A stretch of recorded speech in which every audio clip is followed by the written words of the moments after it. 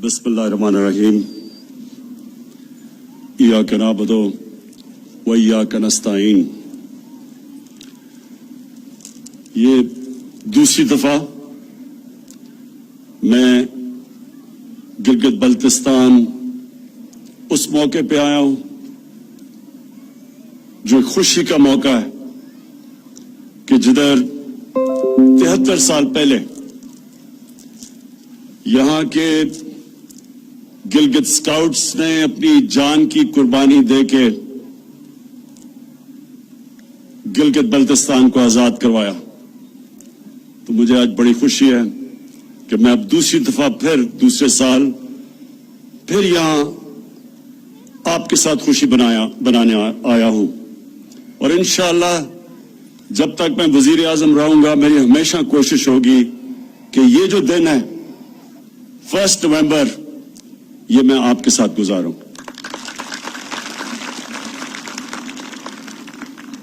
मैं गिलगित 15 साल की उम्र पे पहली दफा आया। तब ये काराकोरम हाईवे बन रहा था। मैं अपने स्कूल की ट्रैकिंग टीम के साथ आया और वो जो 15 साल से मुझे ट्रैकिंग का शौक हुआ वो आज तक है। और वो इसलिए कि इस सारे इलाके में जो ट्रैकिंग है वो दुनिया में कहीं नहीं है। ये वो अल्लाह ने इस इलाके में वो खूबसूरती दी है और इस तरह के जो पहाड़ हैं और उन पहाड़ों के अंदर जो इलाके हैं वो कहीं दुनिया में नहीं है। तो मैं सिर्फ एक मेरा प्राइम मिनिस्टर बनने का एक नुकसान ये हुआ कि मैं अब ट्रैकिंग नहीं कर सकता, लेकिन जब भी मौका मिला तो इंशाअल्लाह यहां फिर से आऊंगा ट्रैकिंग करने के लिए। ख्वातीन हज़रात, आज एक तो खराज तहसीन पेश करना था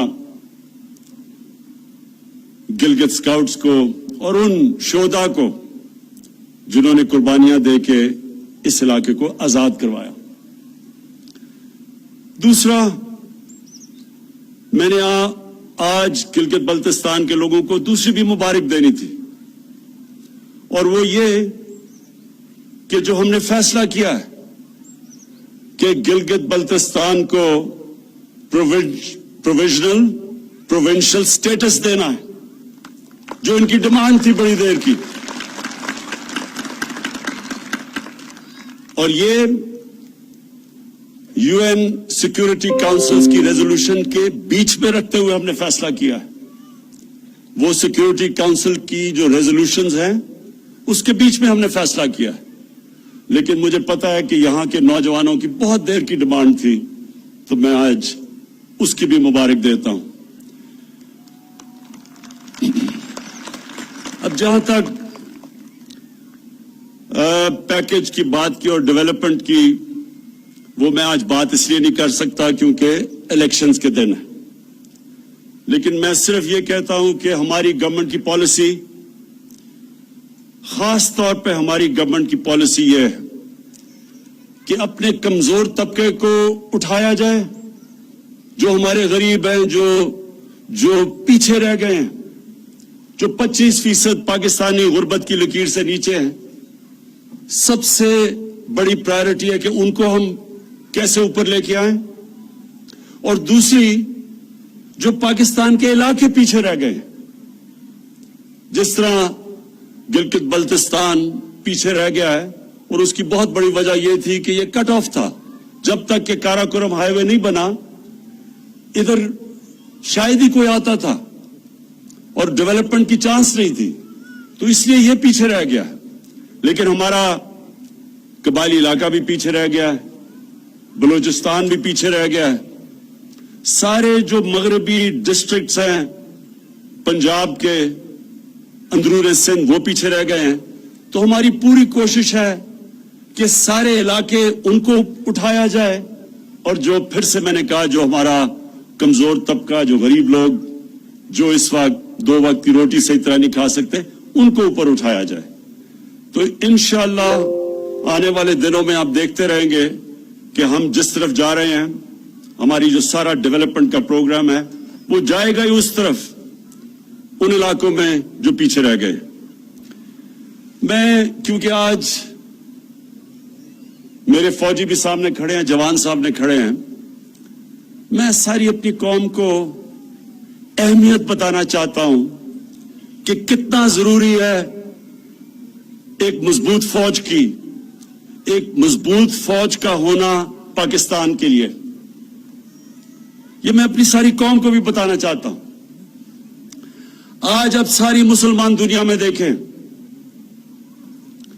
شروع کریں لیبیا سے, پھر صومالیہ پہ جائیں, پھر سیریا جائیں, پھر یمن جائیں, پھر افغانستان کو دیکھیں, پھر عراق کو دیکھیں, تباہی مچی ہوئی ہے. یا جنگیں ہو چکی ہیں یا ہو رہی ہیں, لیکن عوام مشکل میں, مشکلوں کا سامنا کر رہے ہیں لوگ. اور اس کے بعد یہ دیکھیں کہ ہمارے ملک کا جو اس وقت ہمسایہ ہے, ہندوستان میں آج وہ حکومت آئی ہے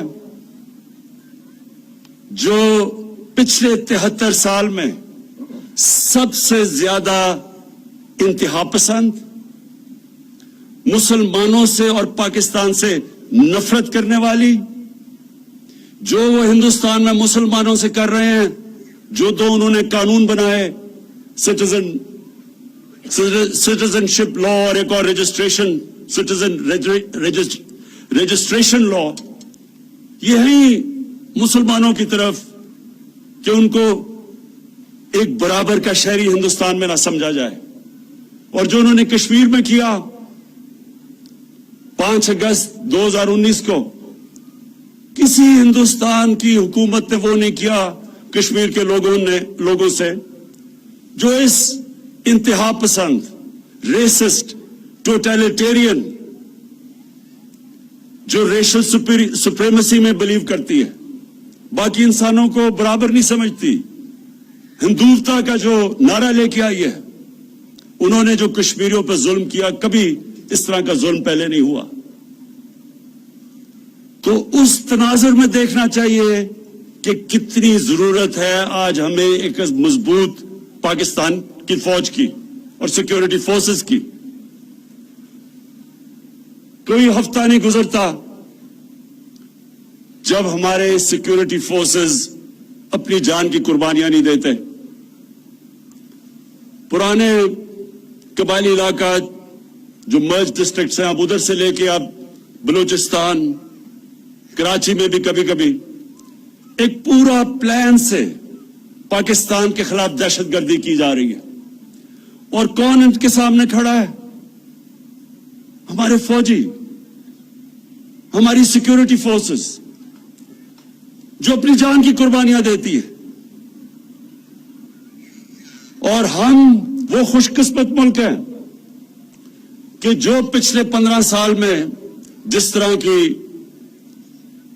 طرح کی 15 سال میں دہشت گردی پاکستان میں ہوئی, اور جو ہمارے دشمنوں نے پورا فائدہ اٹھایا اس سے اور ہمیں ڈی سٹیبلائز کرنے کی کوشش کی, ہم اپنی آج سیکیورٹی فورسز کو داد دیتے ہیں کہ ان کی وجہ سے آج پاکستان محفوظ ہے, اور ان کی وجہ سے, ان کی قربانیوں کی وجہ سے آج ہمارا وہ حال نہیں ہے جو کئی اور مسلمان ملکوں کا حال ہے. اور ہمیں یہ بھی پتا ہے کہ یہ جو نریندر مودی کی حکومت ہے, یہ ہر قسم کا اندر انتشار صرف دہشت گردی کے ذریعے نہیں, جو ان کا کلبھوشن یادو نے جو بتایا کہ کیسے بلوچستان میں اور کراچی میں اس کی مشن تھی دہشت گردی کرنے کی, یہ اندر اور انتشار پھیلا رہے ہیں. شیعہ سنی کی لڑائی پلان کیا ہوا تھا کہ شیعہ اور سنی کے عالموں کو قتل کروائیں تاکہ انتشار پھیلے. اور وہ بھی میں آج داد دیتا ہوں اپنی انٹیلیجنس ایجنسیز کو کہ جنہوں نے بہت ان کے پروگرام تھے انتشار پھیلانے کے, وہ پاش کیے. میں آج جو آخر میں بات کرنا چاہتا ہوں وہ ایک آج کل کے دنوں میں ایک پورا پلان بنا ہوا ہے. ہمارے وہ لوگ جو کہ اپنے آپ کو ڈیموکریٹس کہتے ہیں, سیاستدان کہتے ہیں, وہ پوری طرح آج ہماری پاکستانی فوج کے اوپر اور پاکستان کی عدلیہ کے اوپر انہوں نے پورا ڈسکریڈٹ کرنے کا ان کو پروگرام بنایا ہوا ہے. لیکن یہ کیوں ہے؟ یہ آج سب میں اپنی قوم کو بتانا چاہتا ہوں یہ کیوں ہو رہا ہے. میرا جو پہلا جب میں وزیر اعظم بنا تو جو میرا پہلا خطاب تھا اگر آپ وہ دیکھیں تو اس میں نے دو خاص طور پہ چیزیں کہی. میں نے یہ کہا کہ جن لوگوں نے 30 سال سے اس ملک کو لوٹا, 30 سال سے اس ملک کا پیسہ چوری کر کر کے باہر لے کے گئے ہیں, یہ سب اکٹھے ہو جائیں گے. یہ اکٹھے میرے خلاف اس لیے ہوں گے کہ ان کو پتا ہے کہ میری تو 24 سال کی کیمپین ہی یہ تھی کہ اس ملک میں کرپشن کا سامنا کرے. جب تک کرپشن ہے ملک آگے نہیں بڑھ سکتا. اور میں نے کہا یہ سب اکٹھے ہوں گے. اور میں نے دوسری بات کہی کہ جس چیز میں پاکستان کا فائدہ ہے اس چیز میں ان کا نقصان ہے, اور جس چیز میں ان کا فائدہ ہے وہ پاکستان کو نقصان ہے. یہ چاہتے ہیں کہ ان کی ساری کرپشن جو انہوں نے اس ملک کا پیسہ لوٹ کے باہر لے کے گئے ہیں, یہ چاہتے ہیں کہ کسی نہ کسی طرح مجھے بلیک میل کریں اور میں ان کو NRO دے دوں, یعنی کہ ان کو معاف کر دوں جو انہوں نے اس ملک کا پیسہ چرایا. پاکستان کا فائدہ ایک چیز میں ہے کہ یہاں قانون کی بالادستی قائم ہو, طاقتور اور کمزور کے لیے قانون بنے.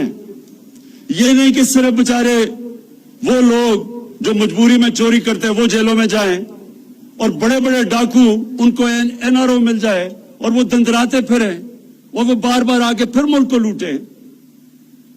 قانون کی بالادستی کا مطلب کہ طاقتور اور کمزور کے لیے ایک قانون.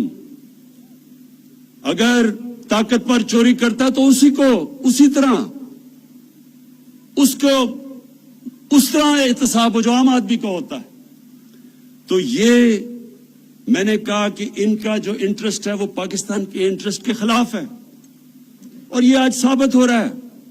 سب اکٹھے بھی ہو گئے اور پوری طرح بلیک میل. پہلے انہوں نے مجھے بلیک میل کرنے کی کوشش کی معاشیت پہ, الیکشن بھی غلط ہو گیا, ہم نے کہا کھول دو الیکشن, ادھر سے بھی بھاگ گئے. معاشیت اللہ کا شکر ہے کہ ایک وہ ملک کے چھوڑ کے گئے تھے جس کا دیوالیہ نکلا ہوا تھا, اللہ کا کرم ہے کہ وہ بھی صحیح طرف لگ گیا ہے. اس کے بعد کرونا کے اوپر انہوں نے کوشش کی. آج دنیا اکنالج کرتی ہے کہ جس طرح پاکستان کرونا سے نکلا ہے شاید ہی کوئی اور ملک نکلا ہو. پھر فیٹف کے اوپر جو ہندوستان پوری کوشش کر رہا تھا کہ پاکستان کو فیٹف میں بلیک لسٹ کروائیں, اس پہ بلیک میل کرنے کی کوشش کی, اس میں بھی میں بلیک میل نہیں ہوا. تو اب انہوں نے پاکستانی فوج کی طرف, پاکستان کی آرمی چیف, ISI کے چیف کے اوپر اب انہوں نے بندوقیں تانی ہوئی ہیں. پہلے تو میں آج اللہ کا خاص شکر ادا کرتا ہوں کہ اگر یہ ISI کے چیف کو اور آرمی چیف کے خلاف بات کر رہے ہیں, اس کا مطلب میں نے بالکل ٹھیک ان کو منتخب کیا. یہ میری سلیکشن بالکل ٹھیک تھی, کیونکہ اگر یہ ڈاکو ان کے خلاف بول رہے ہیں اس کا مطلب وہ ٹھیک لوگ ہیں. دوسری, میں آپ سب کے لیے, اپنی قوم کے لیے ایک چیز کہنا چاہتا ہوں کہ آپ اگر اسلام کی تاریخ پڑھیں, بر صغیر میں مسلمانوں کی تاریخ پڑھیں, تو مسلمان بہت کم, جب مقابلہ ہوتا تھا دشمن کا اور مسلمانوں کا, ڈٹ کے مقابلہ کرتا تھا مسلمان. لیکن نقصان مسلمانوں کو تب سب سے زیادہ پہنچایا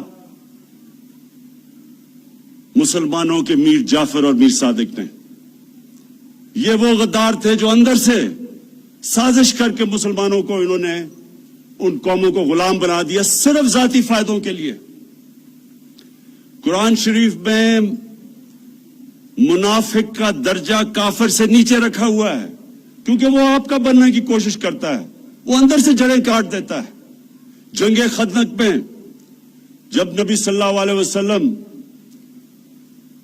मक्का के कुफार का मुकाबला कर रहे थे, तो उतना ही बड़ा जितना कुफार की फौज थी, अंदर मुनाफिकीन से खतरा था, और इसलिए अल्लाह ने कहा था कि इनका दर्जा काफिर से नीचे है, ये ज्यादा नुकसान पहुंचाते हैं। और आज हम पाकिस्तान के मीर जाफर, मीर सादिक और मीर रियाज सादिकों को देख रहे हैं। ये वो लोग हैं, ये वो लोग हैं जो आज नरेंद्र मोदी की जुबान बोल रहे हैं। दुनिया ने कहा कि जिस तरह पाकिस्तान ने पुलवामा के बाद अपने आप को कंडक्ट किया, मुझे सारे दुनिया के हेड्स ऑफ स्टेट के मुबारकी के मैसेजेस आए, और ये आज कह रहा है कि जनाब पाकिस्तान ने डर के किया, जो कि नरेंद्र मोदी ने सारी इलेक्शन कैंपेन की थी उस पर। और सारा मकसद, इनका मकसद है क्या? सारा मकसद एक है कि किसी ना किसी तरह इमरान खान ब्लैकमेल होके इनकी अरबों रुपए की लूटी हुई दौलत जो बाहर लेके गए हैं, वो किसी तरह उसके लिए एनआरओ दे दे, माफ कर दे। मैं आज अपनी सारी कौम को कहना चाहता हूं कि इमरान खान कभी इन डाकुओं को माफ नहीं करेगा, बल्कि जिस तरह इन्होंने हमारी अदलिया को अटैक किया, अदलिया के अंदर भी कोशिश कर रहे हैं कि एक जज को ऊपर चढ़ा दें।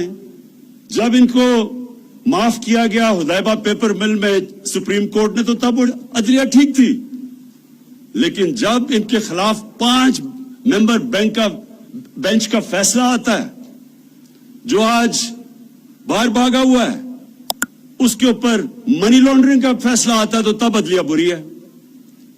उसी तरह जो फौज के ऊपर प्रेशर डाला हुआ है, ये सिर्फ और सिर्फ कोशिश है कि किसी तरह हम इतने प्रेशर में आए कि हम इनको माफ कर दें। अब तक मेरा पूरा जोर था पाकिस्तान की माशियत ठीक करने का, क्योंकि हमारे मुल्क की माशियत का बहुत बुरा हाल था। माशियत के ऊपर अभी भी मैं जोर लगाऊंगा। ये मैं आप सबको कह दूं कि अभी भी इंशाल्लाह माशियत पे जोर लगा रहे हैं, क्योंकि वो अल्लाह का करम है, सही तरफ निकल गई है।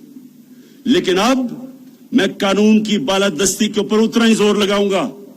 जो स्टेट के इदारे हैं, इनको अब मैं खुद देखूंगा कि इस मुल्क में कानून की बालादस्ती कायम करे, और ये जो ताकतवर, इस मुल्क के ताकतवर मुजरिम, ये जो इस मुल्क को ब्लैकमेल करने की कोशिश कर रहे हैं, इनको कानून के नीचे लेके आए।